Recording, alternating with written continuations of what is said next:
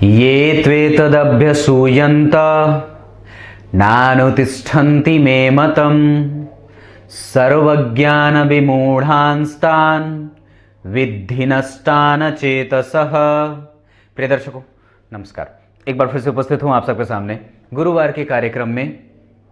किसी भी ग्रह का अपने भाव से तीसरे जाने का क्या अर्थ होता है, आज के कार्यक्रम में यही बताऊंगा। बने रहिएगा कार्यक्रम के अंतिम हिस्से तक, कहीं जाना नहीं है, थोड़ा सा वक्त बस आपका लूंगा।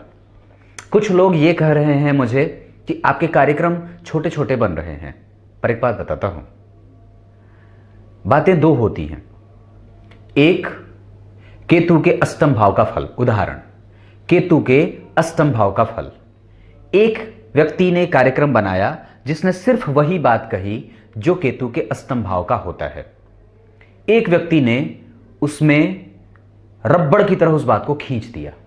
मैं वो नहीं करना चाहता, सिर्फ उतनी ही बात आपको बताना चाहता हूं जो आप आसानी से समझ सके। अपने ज्ञान का दिखावा नहीं करना चाहता और ना मैं उस चीज को पसंद करता हूं। कार्यक्रम तो बड़े हैं पर उसमें कंटेंट कम हो, वो ठीक नहीं है। छोटे हों, गंभीर हों, इस बात पे ज्यादा ध्यान देने की आवश्यकता है। शुरू करते हैं आज का कार्यक्रम। कार्यक्रम के आरंभ में मैं बोलेगा श्लोक का अर्थ भी बताने वाला हूं।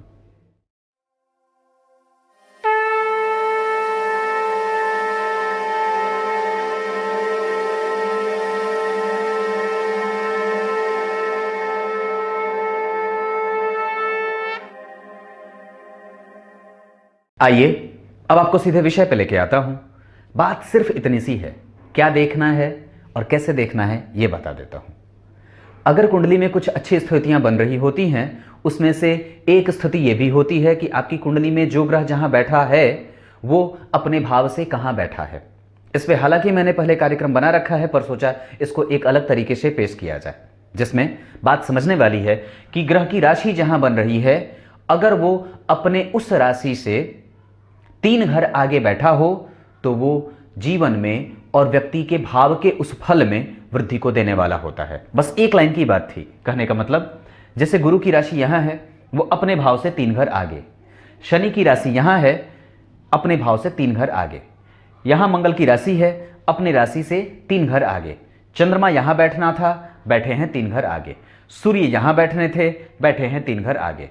शुक्र यहां बैठना था, बैठे हैं 3 घर आगे। चंद्रमा के बाद बुध की स्थिति यहां बनती थी, बैठे हैं 3 घर आगे। मतलब क्या है, अगर ग्रह अपनी राशि जहां उसकी बन रही है कुंडली में, ये प्रत्येक चार्ट की बात कर रहा हूं, ये सिर्फ लग्न चार्ट की बात मैं नहीं कर रहा, प्रत्येक चार्ट में अगर ग्रह जहां उसकी राशि बन रही है, अगर वहां से 3 घर आगे बैठा है, तो वो उस भाव में जहां का वो अधिपति है उसमें साहस और बल भर देता है। तात्पर्य कहने का कि अगर मान लीजिए आपकी कुंडली में भाग्य भाव के अधिपति लाभ में बैठे हों, या आय भाव जिसे एकादशवां भाव कहा जाता है, या अपने भाव से 3 घर आगे कोई भी ग्रह बैठा है, तो वो जहां का अधिपति होता है वो उस भाव के फल को वृद्धि में रखने वाला हो जाता है। बात समझ में तो आ रही होगी, बस इतनी सी तो बात थी।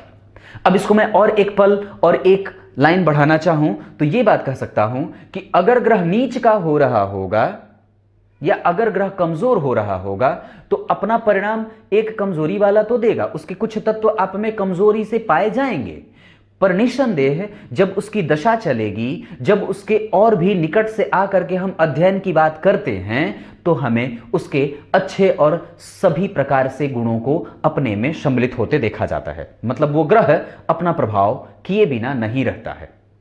क्लियर है? मतलब कि जो भी भाव का अधिपति अगर अपने भाव से तृतीयस्थ गया, जैसे बुध यहां पे अपने भाव से तृतीयस्थ गए हैं, मतलब ये विदेश जाने पे लाभ तो देंगे ही, कर्म क्षेत्र को बाहर भेजने का इशारा तो कर ही रहे हैं, साथ ही साथ ये कर्म को अच्छा भी करेंगे। बात यही है। तो ये बात समझ लेने की आवश्यकता है कि आपकी कुंडली में अब चौथे 10वें का जो संबंध होता है ना कुंडली में, मैंने बताई थी एक बार बात।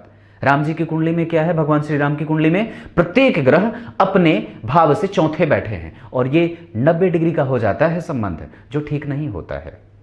पर वो तो भगवान स्वयं थे, पर हम भगवान के पुत्र हैं, भगवान के वंशज हैं। इस वजह से ये बात समझने वाली है। ज्योतिष के सिद्धांत प्रत्येक चीजों को और प्रत्येक को उसी तरीके से प्रभावित करती हैं जैसे भगवान को की थी और ईश्वर को करती हैं। बस इतनी सी बात थी, सोचा आपको बता दूं। कैसा लगा कार्यक्रम जरूर बताइएगा। अब आइए कार्यक्रम के आरंभ में बोले गए श्लोक का अर्थ बता देता हूं। गीता जी के 3 अध्याय के 31वें श्लोक में भगवान ने बात कही है। क्या कही है बताता हूं। कर्मों के बंधन से मुक्त होना चाहते हो तो अपने आप को कभी भी इस स्थिति से युक्त मत रखो या मत रखिए कि आप जो काम कर रहे हो उसका फल आपको कुछ मिलने वाला है। बस उसमें मुक्ति का मार्ग ढूंढ लो कि नहीं मुझे इससे कुछ चाहिए नहीं, बस मैं क्यों कर रहा हूं।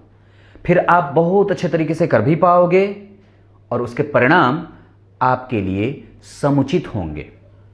यही बात तो है, माला खुद बना करके नहीं पहनी जाती, उसे राजा को पहनाया जाता है। और वो राजा कौन है आप जानते हैं। तब तक के लिए इजाजत दीजिए। कर्म के बंधन से मुक्त होना ही सर्वश्रेष्ठ स्थितियों को प्राप्त करने के बराबर होता है और कभी भी उसकी स्थिति इस मामले में पीछे हो जानी चाहिए कि मैं कर्मों के बंधन से मुक्त हूं कि नहीं। बिल्कुल ही मुक्त होने की आवश्यकता है, नहीं तो ये आपको लालची बना देते हैं। तब तक के लिए इजाजत दीजिए। कल एक बार फिर से उपस्थित होंगे आप सबके सामने। तब तक के लिए बहुत बहुत नमस्कार।